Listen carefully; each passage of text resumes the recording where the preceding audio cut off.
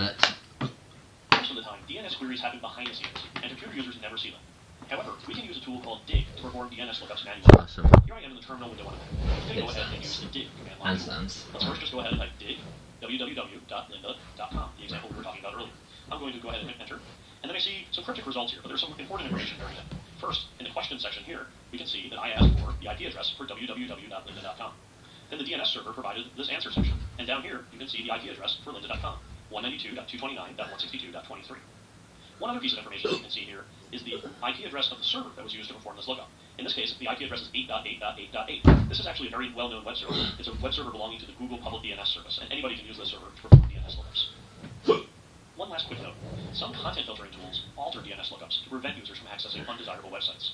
Those filters work by simply providing incorrect answers to DNS queries for those undesirable sites. If your organization uses this content filtering approach, you also need to make sure that you block outbound DNS requests sent to other organizations' DNS servers. The Google Public DNS server that I use in this example is just one of many publicly available DNS servers.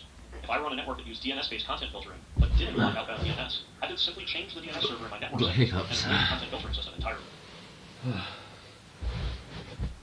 IP addresses may uniquely identify each system on a network, but those systems may be responsible for running many different services. That's where network ports come into play. Network ports are particular locations on a system associated with a specific application. Imagine that each computer on the network is an apartment building, and each application is an individual apartment.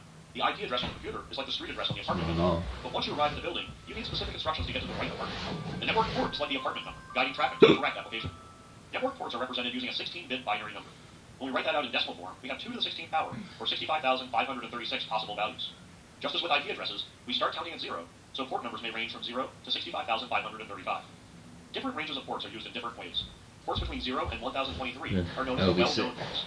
These are reserved for common applications and are assigned by Internet authorities.